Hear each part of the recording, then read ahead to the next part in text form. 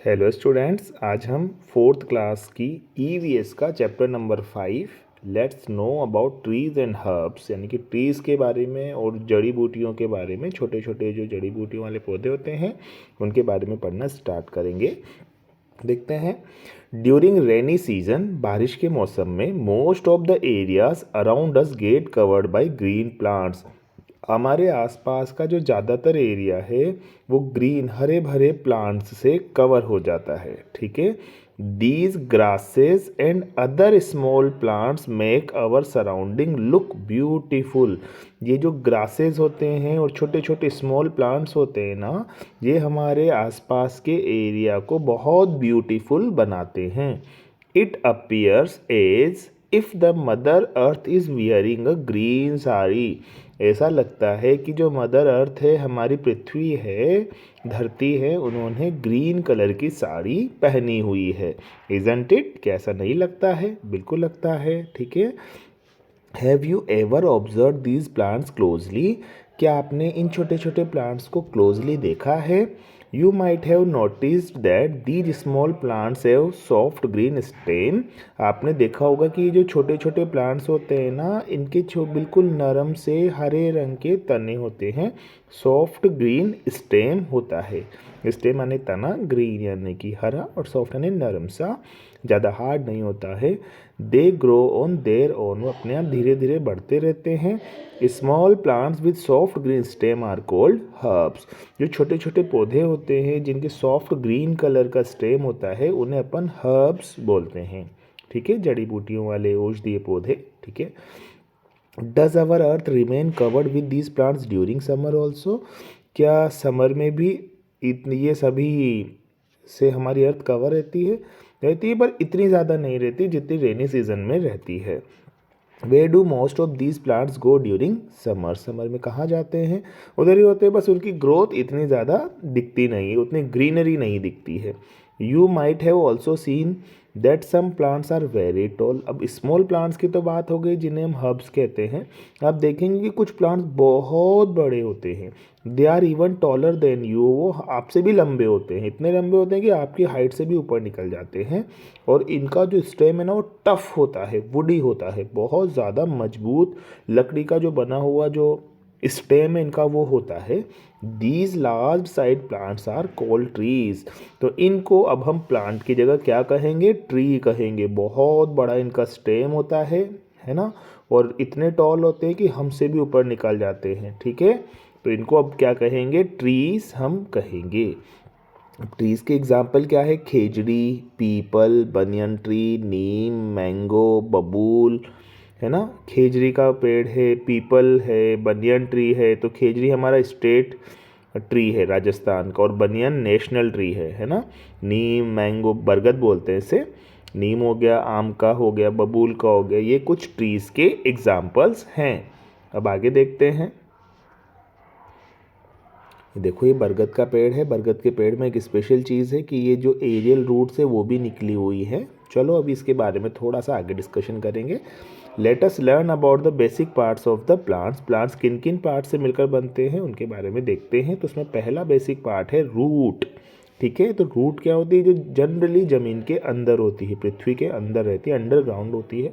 कुछ कुछ aerial roots भी होती है, बाहर जो निकल रही होती है, जैसे ये देखा ना हमने, है ना, बनियन ट्रीज की जो रूट्स है वो थोड़ी बाहर ब्रांचेज से स्टार्ट हो रही है, ये भी होती हैं। तो देखते हैं।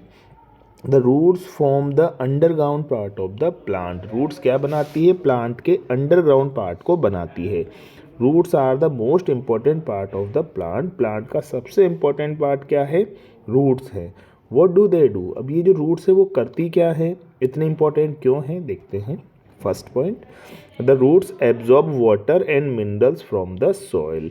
जो रूट्स होती है ना, वो सॉइल से यानी कि मिट्टी से पानी और मिनरल्स को एब्जॉर्ब करती, वाटर को एब्जॉर्ब करती है और मिनरल्स को एब्जॉर्ब करती है, उनके फूड बनाने में काम आती है, यानी एज अ फूड काम आता है ये पानी और minerals. These things are needed by plants to make their food. जो प्लांट्स है वो अपना फूड बनाते हैं ना ग्रो करने के लिए, उसके लिए ये मिनरल्स की भी ज़रूरत पड़ती है और वाटर की भी ज़रूरत पड़ती है। आगे, the roots also keep the plant fixed in the soil, है ना। तो जो रूट अंदर जाती है ना सॉइल के अंदर जाती है।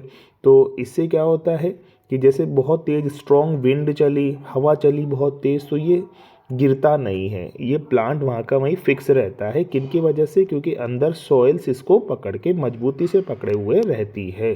तो ये ऊपर से हिलता रहेगा पर टूटेगा नहीं, गिरेगा नहीं, ठीक है। अगर इसका स्टेम बहुत वीक है तो ये टूट सकता है, लेकिन अगर स्टेम इसका थोड़ा स्ट्रॉन्ग है तो फिर ये टूटेगा भी नहीं।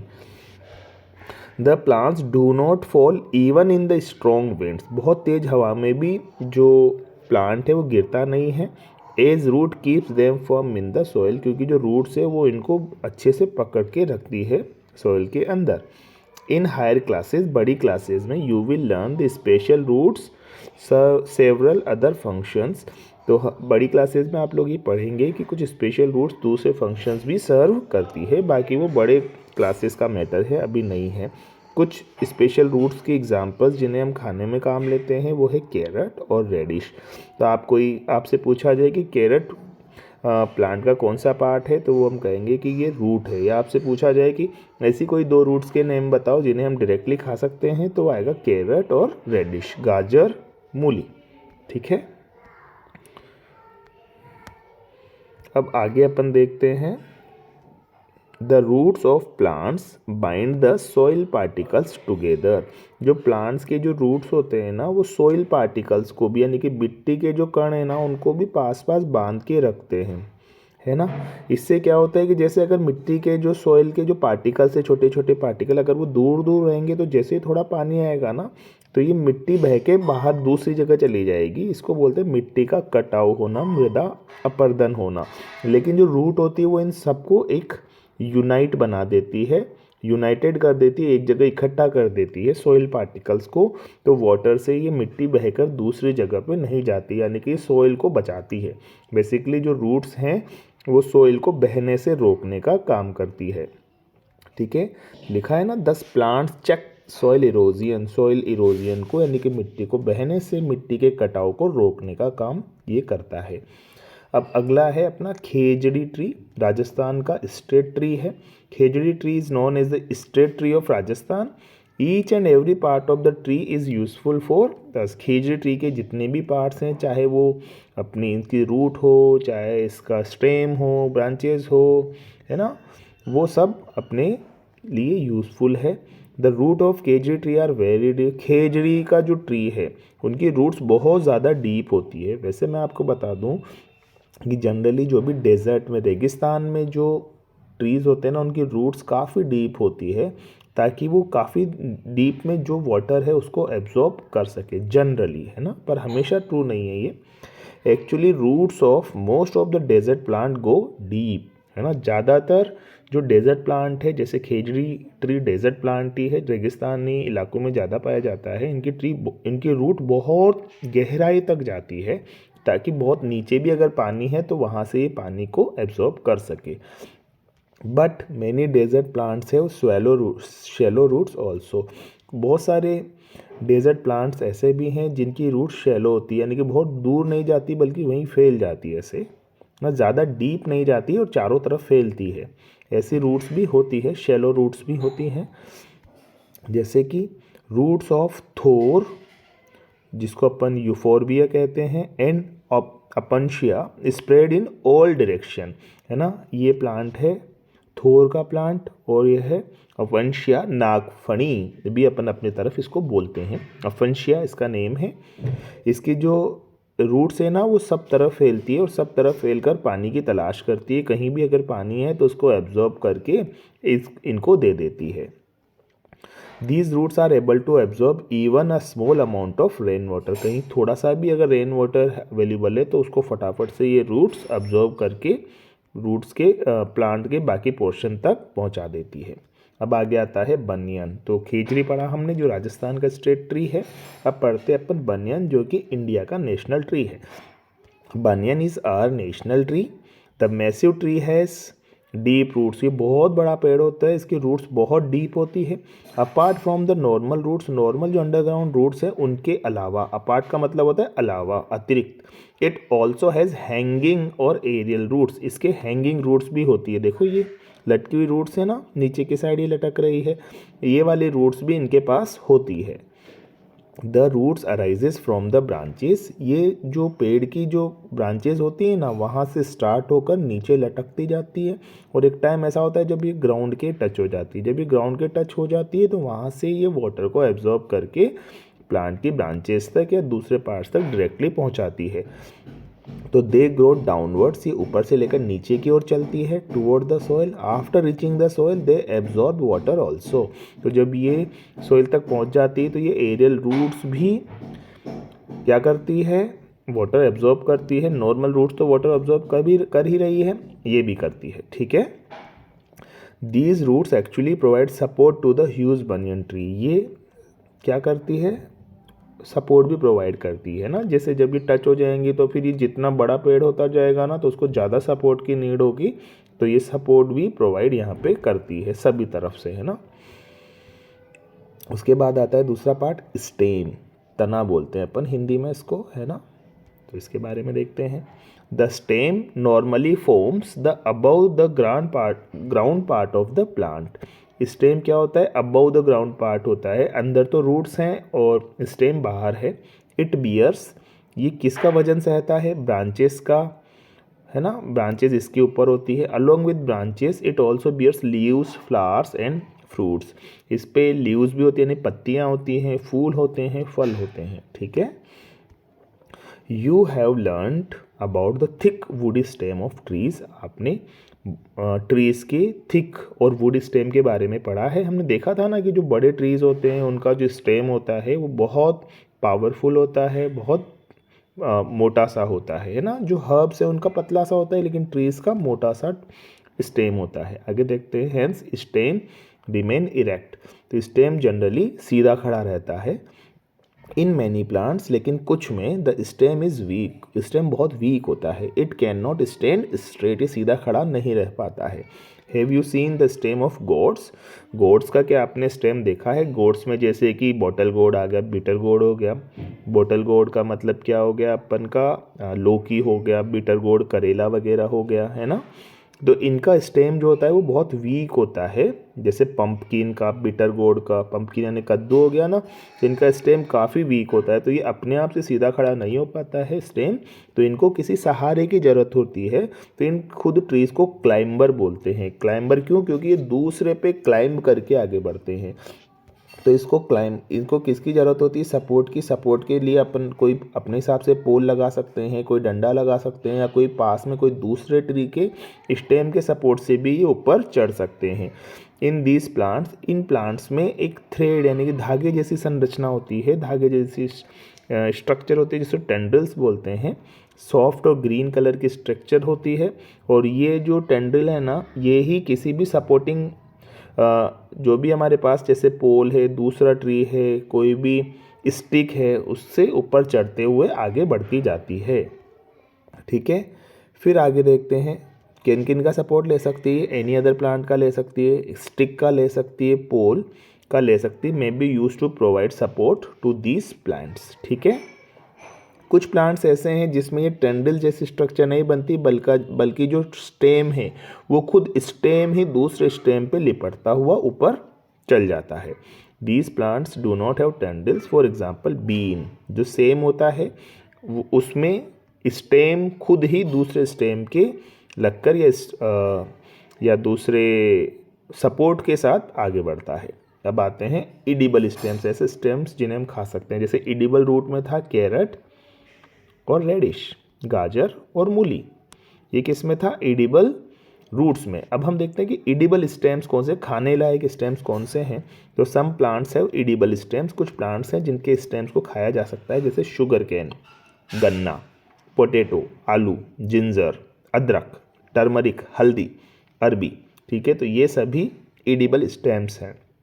तो आपको पूछा जाए कि टर्मरिक कौन सा पार्ट है पौधे का, तो उसका आंसर आएगा स्टेम। अरबी stem, ginger stem, potato stem, sugar cane stem, ठीक है। तो आगे देखते हैं, plants provide to many things to us. जो प्लांट है वो हमें बहुत सारी चीज़ें प्रोवाइड करवाता है। क्या क्या करवाता है देखते हैं। Plants provide us food, food तो प्रोवाइड करवाते हैं, जैसे serial, grains, pulses, fruits, vegetables. Vegetables का मतलब सब्जियां हो गया, फ्रूट्स का मतलब फल हो गया, पल्सेस का मतलब दालें हो गया, और सीरियल और ग्रेन्स जो हैं वो अनाज हो गया, है ना। सीरियल तो मतलब उस प्लांट को बोलते हैं जिस पर अनाज आता है, और उसके बीज ये हो गए ग्रेन्स जो हम खाते हैं, ठीक है। They provide us material for our clothing. खाने के अलावा वो हमें कपड़े भी प्रोवाइड करवाते हैं, जैसे कॉटन हो गया, लीनन हो गया, है ना। ये भी पेड़ पौधों से ही हमें मिलते हैं, और हमें ये लकड़ी भी देते हैं जो डिफरेंट फर्नीचर वगैरह बनाने में हमारे काम आती है, फ्यूल के जैसे भी काम ली जा सकती है। और क्या क्या प्लांट्स करते हैं? प्लांट सॉइल इरोजन को ठीक करते हैं, यानी कि मिट्टी के कटाव को रोकते हैं, मिट्टी को बहने नहीं देते हैं पानी के साथ साथ। ये हमें फ्रेश एयर देते हैं जिसमें हम आसानी से बहुत अच्छे तरीके से सांस ले सकते हैं। Plants provide us various type of medicine also. ये हमें दवाइयाँ भी, औषधियाँ भी प्रोवाइड करवाते हैं प्लांट्स, है ना। बहुत सारी जो दवाइयाँ अलग अलग बीमारियों की हम लेते हैं उनमें प्लांट्स के जो पार्ट्स हैं वो मिलते हैं। Plants help in causing rainfall. बारिश हो इसके लिए भी प्लांट ही हेल्प करते हैं। They provide shelter to a large number of animals and birds. बहुत ज़्यादा एनिमल्स और बर्ड्स को ये शरण भी देते हैं, यानी कि बहुत सारे एनिमल्स और बर्ड्स पेड़ पौधों के आसपास रहते हैं, ठीक है। तो ये प्लांट्स की इंपॉर्टेंस हो गई। फिर देखते हैं protection and care of plants. तो प्लांट्स हमारी देख रेख करते हैं, तो क्या हमें नहीं करनी चाहिए? इनकी प्रोटेक्शन तो करनी चाहिए बिल्कुल। ज़्यादातर प्लांट्स को जो प्रोटेक्शन की नीड होती है वो इनके अर्लियर फेजेस में होती है, जब ये छोटे होते हैं। जैसे बड़े प्लांट्स बड़े होकर ट्री में कन्वर्ट हो जाते हैं तब इतनी ज़रूरत नहीं पड़ती है। तो देखते हैं, we should not uproot any plant except the weeds. Weed यानी कि खरपतवार जो होती है, उसके अलावा हमें किसी भी प्लांट को रूट से बाहर नहीं निकालना चाहिए, रूट सहित बाहर नहीं निकालना चाहिए। हाँ, हम उनकी लीव्स को काम ले सकते हैं, हाँ हम उनके फ्रूट्स को काम ले सकते हैं, हाँ हम उनका जो एक्सटर्नल पोर्शन है ना, कभी ब्रांचेस वगैरह, उनको काम ले सकते हैं। बाकी पूरी रूट के साथ हमें उनको बाहर कभी भी नहीं निकालना चाहिए, वीड्स को निकालना चाहिए, खरपतवार। उसके आगे, we have learn that plants are essential for our survival. हम पढ़ चुके हैं कि हमारे जीवन के लिए प्लांट्स बहुत ज़्यादा इंपॉर्टेंट है। Therefore it is our duty to take care of plants. तो क्योंकि पेड़ हमारी टेक केयर करते हैं, तो हमारी भी ड्यूटी बनती है कि हम प्लांट्स का टेक केयर करें। आफ्टर प्लांटेशन वर्क के बाद हमें क्या करना है? प्लांटेशन तो करना ही, यानी पेड़ पौधे तो लगाने ही हैं, उसके बाद हमें उनकी देख रेख भी करनी है। All the plants must be provided proper care. जितने भी प्लांट्स हमने लगाए हैं उनकी प्रॉपर केयर भी करना चाहिए। उसके लिए हम ये देखो ट्री गार्ड लगा सकते हैं, यानी कि जिधर हमने पेड़ लगाया उसके चारों तरफ हम एक आयरन का स्ट्रक्चर बना सकते हैं, जिससे जो एनिमल्स है वो उन्हें हार्म नहीं पहुंचाए। ट्री गार्ड हो गया, tree guard to protect a young plant. When they become tall and woody they become safe. जब वो बड़े हो जाते हैं, ट्री में कन्वर्ट हो जाते हैं, तब वो ऑटोमेटिकली सेफ हो जाते हैं। अपार्ट फ्रॉम वाटर, पानी के अलावा उन्हें क्या चाहिए? ऑल्सो नीड न्यूट्रिएंट्स चाहिए। तो पानी तो चाहिए और न्यूट्रिएंट्स भी चाहिए, मिनरल्स वगैरह। तो कभी कभी तो जहाँ पे वो लगे हुए हैं पेड़ पौधे वहीं से उन्हें मिनरल्स मिल जाते हैं, लेकिन अगर उस वाली ज़मीन में इतने मिनरल्स नहीं हैं तो फिर हमें एक्सटर्नली मिनरल्स प्रोवाइड करवाने पड़ते हैं, फर्टिलाइजर्स के थ्रू या मैन्योर्स के थ्रू। उर्वरक बोलते हैं इन्हें हिंदी में, है ना, और एक इनको खाद बोलते हैं, ठीक है। तो खाद और उर्वरक हमें एक्सटर्नली डालने पड़ते हैं पौधों की ग्रोथ करवाने के लिए, अगर जिस ज़मीन पे वो लगे हुए हैं वहाँ पे प्रॉपर मिनरल्स अवेलेबल नहीं है तो। फिर आगे देखते हैं, we also use a scarecrow in the crop field to keep the birds away. हमें फील्ड्स में, क्रॉप फील्ड्स में ये स्केयर क्रो जैसी स्ट्रक्चर भी लगानी होती है। इसे देखकर बर्ड्स को ऐसा लगता है कि कोई आदमी वहाँ पे खड़ा हुआ है, जिससे वो डर कर भाग जाते हैं और पास में नहीं आते हैं। तो ये जो स्केयर क्रो है ये पक्षियों को डराने के लिए बनाई गई एक स्ट्रक्चर होती है, जिससे कि वो क्रॉप्स को नुकसान नहीं पहुँचाए। Plants are also affected by disease. Plants में भी बहुत सारी बीमारियाँ हो जाती हैं, जैसे ह्यूमन बींग्स में होती है। Many insects and other creatures also harm the plants. बहुत सारे छोटे छोटे जो कीट हैं और छोटे छोटे से जो जीव हैं वो भी प्लांट्स को नुकसान पहुंचाते हैं। Diseased plant show various science of disease. जो प्लांट बीमार होता है ना, उसमें अलग अलग तरह के साइंस देखने को मिलते हैं। जैसे हम कभी बीमार होते हैं तो लोग देखकर पहचान जाते हैं, पूछते हैं हमसे कि बीमार हो रहे हो क्या, है ना।